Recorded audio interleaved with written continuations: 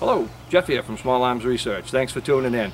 Today we're going to discuss a topic that seems to cause a lot of confusion in the industry, and hopefully we can clear a little bit up for you today. We're going to discuss the difference between firearms that are marketed as gas piston and direct gas impingement. Stick around, we'll try to clear the waters for you a little. I guess the first thing that we should discuss is how a standard traditional AR-15, as it came off the assembly line originally, actually functions. The firearms that are referred to as direct gas impingement. Without making things more difficult, they're actually not direct gas impingement because the bolt and carrier act as a piston themselves, and we'll explain a little bit more about that later. But let's start with the basics of how a standard black rifle with a gas tube actually operates. Here's your standard firearm, here's your gas tube. The way that it functions, and please forgive me if I'm going back a little bit too far for some of you, this is more meant for folks that don't quite have the same understanding that some of you are going to have with the system. This particular gun has a standard front sight. A lot of them today come with a shorter sight or no sight at all, just a gas block and sometimes a rail to be able to put your own sight on it, similar to the Magpul we have on the rear here. But this also doubles as a gas block. Now, there is a hole in the barrel at this point that coincides with a hole in the gas block.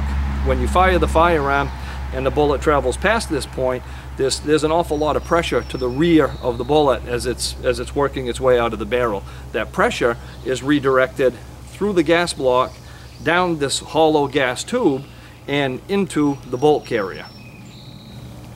As the gas travels down the tube, it interfaces with this gas key, and it comes through to this point where it drops it down into the bolt carrier.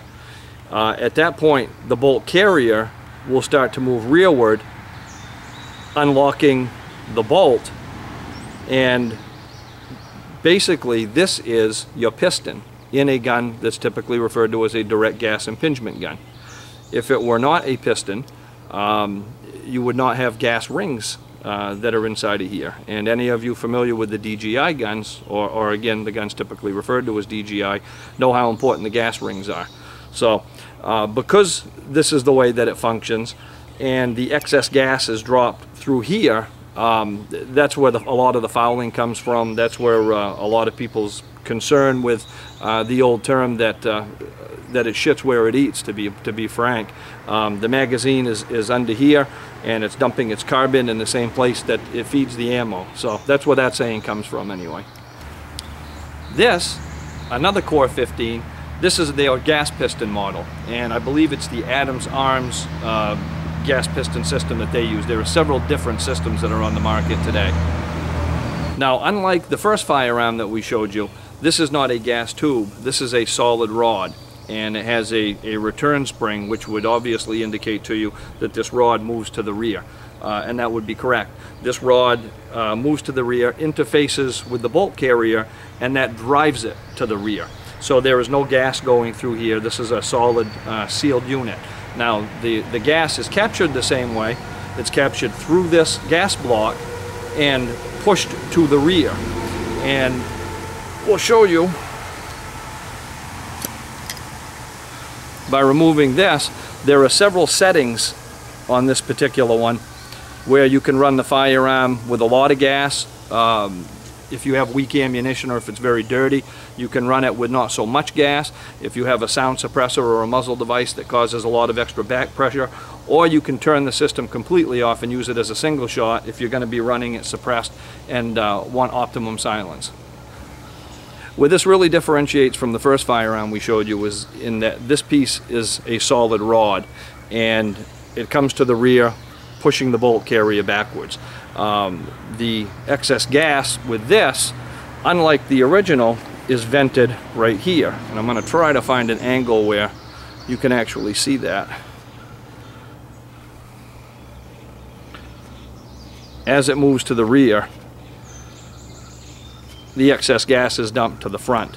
So we have basically the same end result back here, just two different ways to accomplish it. Where the bolt carrier in a traditional gun that uses a gas tube has an interface for the gas to come back through and into the body of the carrier, this has a solid block.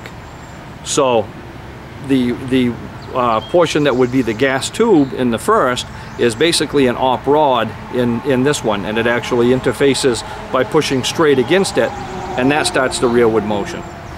So, since we have no gas returning into the receiver, we don't have the dirt, the mess, the carbon buildup coming into the receiver that you do with the gas tube.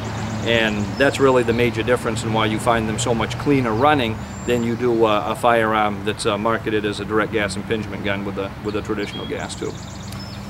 So now that we understand how they work, the obvious question is, well, which one's best? I wouldn't go there on a bet. No way. That's a personal decision. What I will do is explain some of the benefits that I found to both systems, and let you make your own determination of what's going to be the right firearm and the right mechanism for you. Let's start with the piston system. The piston system, an obvious benefit is it does not dump carbon and crap and residual heat into the lower receiver and to the carrier. Now, that's beneficial because it's easier to clean. It's beneficial because you don't have these superheated gases that are coming in contact with your bolt, and heat changes metal tempering over time. We haven't done any research, I haven't myself yet, on what type of a difference that it makes when it's compared to a piston gun, but that's definitely something to be considered. One benefit that I found to piston firearms of this type is if you shoot an extreme amount of ammunition like I do on a very regular basis, you're going to find that a gas tube in a traditional firearm is the weak link. The gas tube is absolutely the weak link. I have melted more gas tubes than you can imagine, and at some point I'll put my little collection of gas tubes together and show you. I've got gas tubes that absolutely look like spaghetti. So if you shoot, and you shoot a lot, you know, I mean a lot, personally, I've had much better luck with this type of piston system. When you're dealing with sound suppressors and a piston firearm of this style, it's really a double-edged sword. I'll tell you that what I've run into personally. Now, the benefit is, since you're not forcing gas into this mechanism, which is obviously increased anytime you have a sound suppressor or a restrictive muzzle device, it's less blowback into the shooter's face. The drawback of a piston gun with a sound suppressor is that it vents up here. So you've got an area where there's an expulsion of gas, and an expulsion of gas, you know, equals noise. So it may be a decibel or 2 or 3 or 4. I really don't know, but the folks that meter these things for a living tell me that the piston guns are inherently louder than the ones sold as a direct gas impingement gun. Pricing is a factor.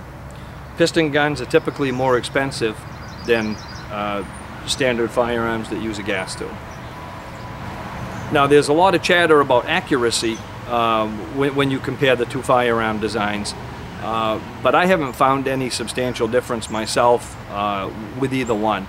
I've got piston guns that absolutely outshoot me, and I have direct gas impingement guns, standard gas guns, that absolutely outshoot me. So I haven't found it to be a factor yet.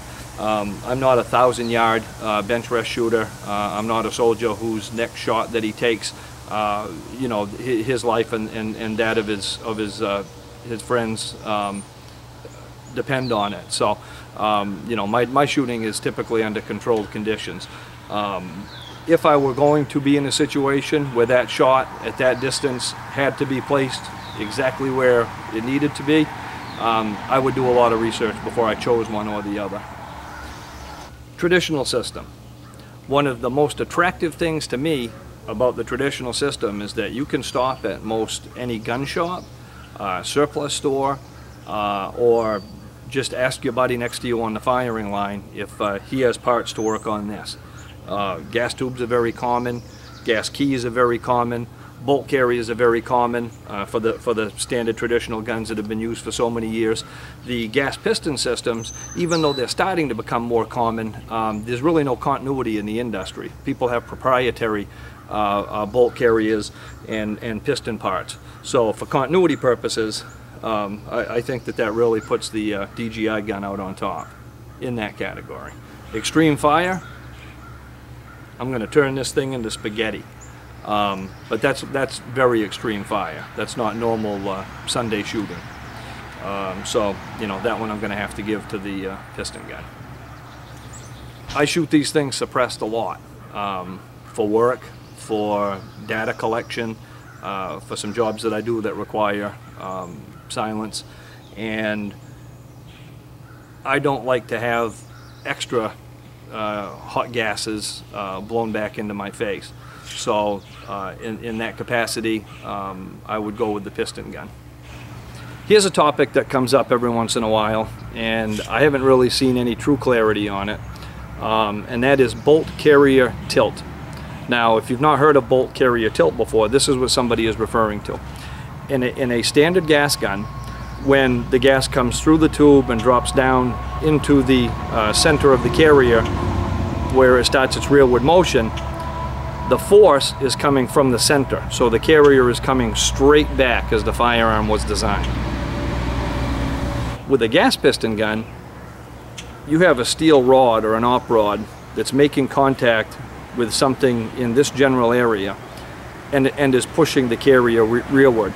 Now, when that happens, some people claim that the force from the top, rather than the force straight back like it's exerted with the gas tube, causes the carrier to tilt slightly. And although people talk about problems with that, the biggest problem that I hear spoken of, and again, I don't know if it's a problem because I haven't experienced it myself, but it would be unfair not to mention it, is that this carrier tilting to the rear slightly causes excessive wear in this portion of the firearm. So the area of the buffer tube over the threads where the buffer tube screws into the receiver, you might see some additional wear on. Now, what I can tell you with absolute certainty is I have one particular firearm that is over 70,000 rounds of very abusive fire, and I have not noticed any wear whatsoever in that area other than taking some of the paint off the buffer tube and maybe making an area that you can feel with your finger, but certainly nothing that I would consider wear, and absolutely nothing that I would consider harmful or dangerous by any means. And that particular one, since all of these differ, again, it would be unfair to just say that blanketly. This is the POF-USA P416. With that particular system, you know, 70,000 plus rounds, no wear with theirs. I'm not sure whether the carrier tilt issue is a real issue or whether it's a fix to something perceived as a potential issue in the future. I'll leave that to the gun designers to determine that, and the people that do a lot of shooting. I can only speak from personal experience. Now, a lot of manufacturers have done something to fix this issue because people have a concern. You know, one company has a wider OD in this area to stop the carrier from tilting. Another company actually has like two little sleds on the bottom of it that hold it up just a little bit higher and stop it from tilting. And I've seen a couple others, some of them in manufacture and some in prototype phase. So whether or not it's a real area, there's a lot of work being done there to study it, and it is being addressed. Like we mentioned earlier, my shooting is typically shooting in a controlled environment. And you know, I'm not on the front lines, and I'm not typically in a fine sandy environment, so I don't have any experience that I can speak from there, and I'm not going to pretend to be knowledgeable in that area. But something that I've been told by others that have is the direct gas impingement gun may have some value in forcing pressure and gases into the receiver, because it tends to push out debris. And their theory is that, it may not even be theory, it may be proven at this point, but I don't know that, so I'm not going to speak to it as such. Their argument is that since there is no gas, being pushed out of the area, it gives the piston type gun more ability to suck in fine sand on the return motion without that balancing of pushing something out. So that's something that we'll have to look into, and something that I'm certainly interested in finding more about. So at this point, you can probably say that you may be smarter than the average bear regarding this issue. Now, what do I use? I use both, because the bottom line is these things to me are like golf clubs, and that is in that they are tools, and each one has a specific purpose. I compare them to golf clubs because you can't play around a golf with a putter. I mean, you need several different clubs. You need a driver, you need wedges, you need irons. You can't do it. Well, you can't accomplish everything ballistically that you need to with a single firearm. So they all have a different purpose, and I tailor mine to the purpose that those firearms have. For instance, if I have a gun that I'm going to run, we'll say a set of D-grips on, and I'm going to be shooting the Arm Attack saw mags through, and I'm going to be doing a lot of heavy firing, either because I'm testing a sound suppressor for endurance, or we're testing a component of the firearm for endurance. It's pretty safe to assume that I'm going to be running somebody's piston mechanism. I have another firearm that I use just for, we'll say, surgical accuracy, and that particular gun is uses a standard gas tube, a direct gas impingement gun, and in that area it works absolutely terrific. I haven't compared it side by side to an equally built piston gun, but I don't need to. It already works. The bottom line is, when you squeeze this, something comes out of this, and they all do that. They're all very accurate. There are accessories for all of them. You can customize these things till, well, maybe not till you run out of money, but I can run out of money pretty quick doing it. And I don't think that anyone is going to be disappointed with anything these days. With the processes of manufacturing and the number of choices that you have, I think you can pick up one or the other, or one of the numerous different manufacturers that make these things and the components for them, and be extremely happy with it. So I don't think it's a situation where you have to really grind yourself about making a decision, because you can decide. You have to think about your finances, you have to think about the parts compatibility if that's important to you, you have to think about the use of a suppressor and whether you want the trade-off between a little extra noise or a little over-gassing in here. You have to think about whether you're going to be using it in extreme measures. You want to think about if you're going to be using it solely for accuracy. There are just too many things to determine to have one gun that's going to fit everything. So do a little bit of homework, find the gun that you like, take it home, and you'll be happy with it. And rumor has it they'll probably make another one of these, tomorrow. So you don't have to choose just one and worry about it being the last AR-15 on the planet. Well, I hope that we helped you understand a little bit about the different type of operating systems for black rifles today. To give you an idea of what my choice is, like we've spoken about before, 2 different operating systems, these are both mine. And just like a parent would speak of their children, I love them both equally. They both have advantages and disadvantages. Thanks for joining us today. I hope you took something away with it. If you liked the video, please subscribe and tell your friends about it. Have fun and be safe.